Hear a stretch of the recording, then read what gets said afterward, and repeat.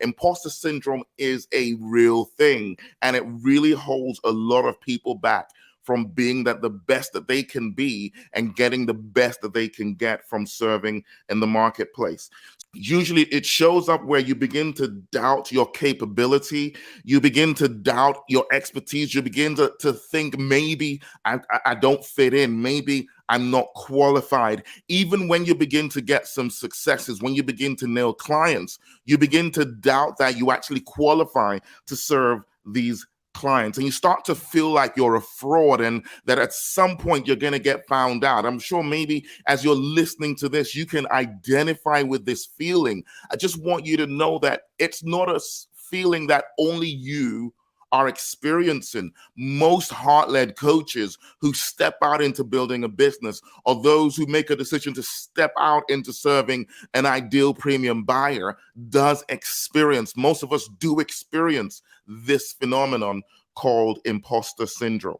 It can cripple you, it can keep you hiding in the corner, and worst of all, it can drive you back into your comfort zone where you start making excuses. You start saying things like, maybe it wasn't for me, maybe the timing is right, I didn't really feel comfortable there, there was just something about it that was off, it was not really me. It's none of those things. What it really was is you were feeling like you didn't qualify, like you didn't deserve it. It was you experiencing imposter syndrome.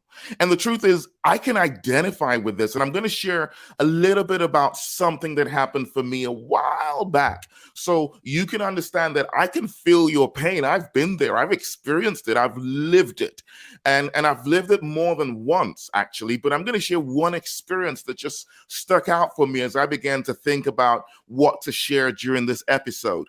I used to work with a company called Transport for London way back. And when I worked within London Underground, which was a part of Transport for London, you can work out from the name that Transport for London is all about transportation in London. London Underground was the underground rail system that actually ran across London. And I worked within London Underground. I started as a station assistant, and within a couple of years, I'd become a manager of one of the stations at London Underground. And I was doing quite well as a station manager there.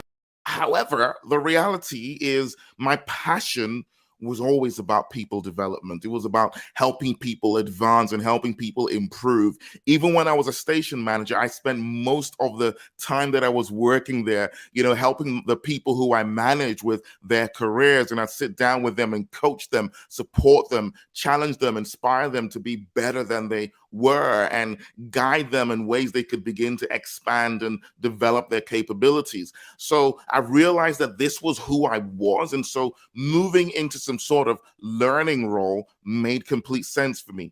And in 2006, I did get the opportunity to transition into working as a management and leadership development trainer within the same organization. But I moved away from operations on the station side into one of the fancy corporate offices.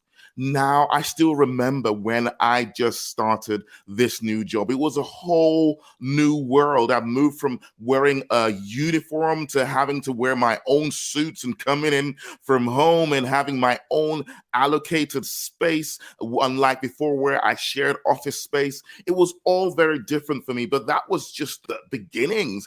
I remembered going into a meeting, and I still remember this moment. I'm sitting in this meeting, it's a meeting of the larger team. There's about 10 of us in the room, and I'm sitting there and they're having conversations. They might as well have been speaking a completely different language. I felt like a fish out of water. I'm seeing the conversations back and forth. I'm seeing people ask questions and other people responding. I'm seeing people making contributions, and I have no clue what they're talking about. I'm sitting there thinking to myself, oh my goodness, I hope my old job is still available because I don't think that I fit in here. I felt like a fish out of water.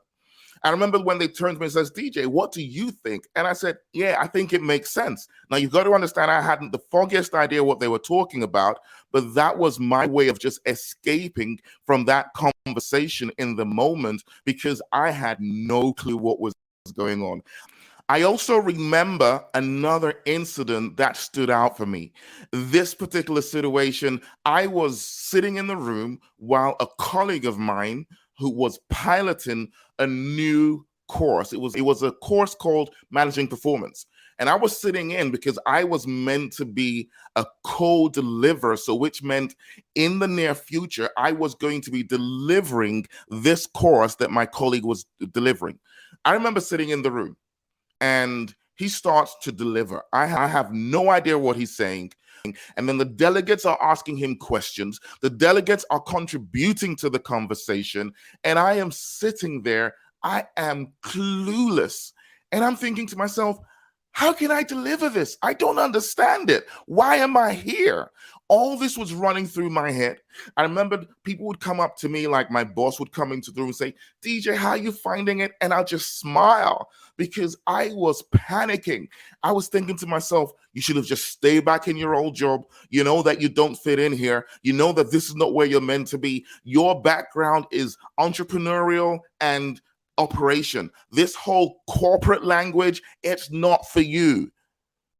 I sit through the 2-day course and I go up to my manager and I say to her, I say, Norma, I really think that I should go on the trainer course.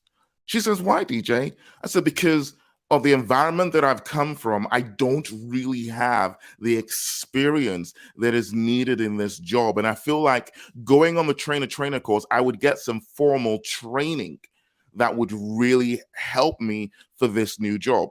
Now, my boss looks at me and she says she doesn't think that I really need this training. I'm like, okay. If she thinks she doesn't need it, I did feel that I did, but I felt, you know what? I'll just hear her. She says, leave it with me. We'll see what we can do. And I did. And then a few hours later, she comes up to me. She says, DJ, you know what? I think you should go on the trainer course. Go and look for a good course and we'll send you off on the course. So while I was looking, she then comes back to me within an hour and says, DJ, I have found a course. It's offered by Reed. It's a 5-day trainer course. And I have booked you on the course. I felt great.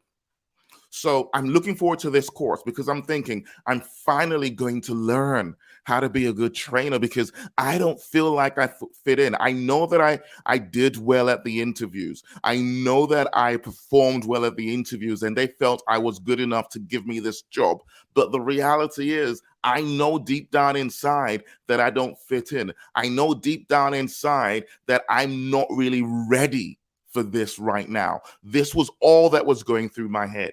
So they book me on the course and I go away for this 2-day course and I come back.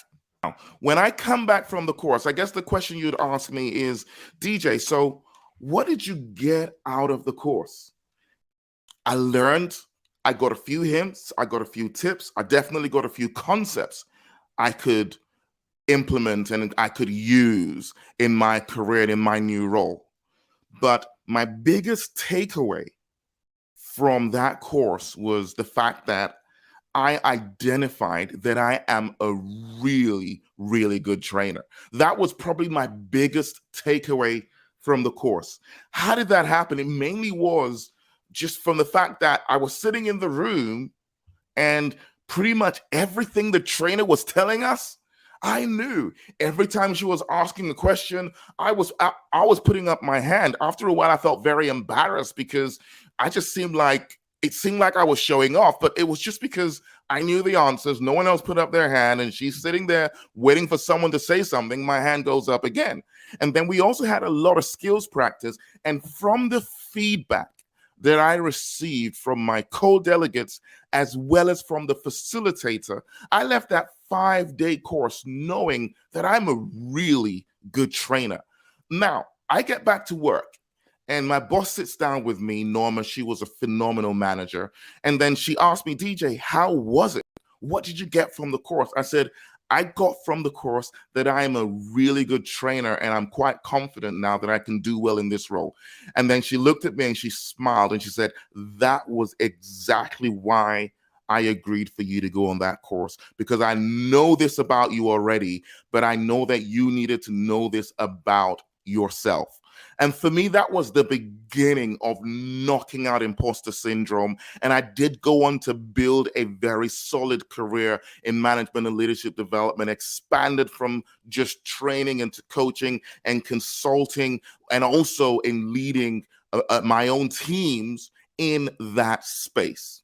Today, some people have said that I am one of the top management and leadership development specialist in the United Kingdom. What if, just what if, after that meeting or after being in the room where my colleague was delivering that training program, what if I just felt it wasn't for me, I didn't fit in, and I went back to my comfort zone. I went back to my old role. What if I went to my manager and said it was a mistake?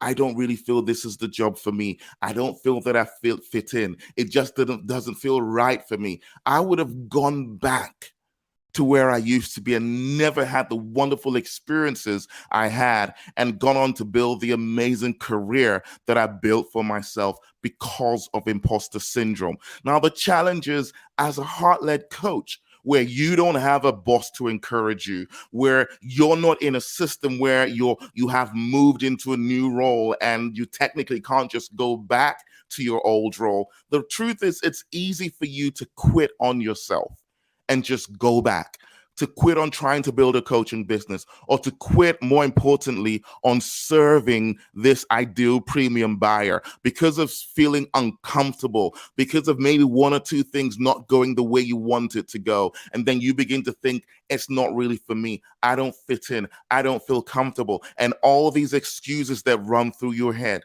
and then you give up. But that's not going to happen. That's not going to happen. Because you're here listening to this episode, we're going to identify imposter syndrome. And you're probably listening to this and you can know if you have experienced it. But when we come back after the break, I'm going to show you this really powerful way to identify and eliminate imposter syndrome so that you can go on to be that superstar, amazing, phenomenal coach who's making a difference in that space you have chosen to, without imposter syndrome getting in the way.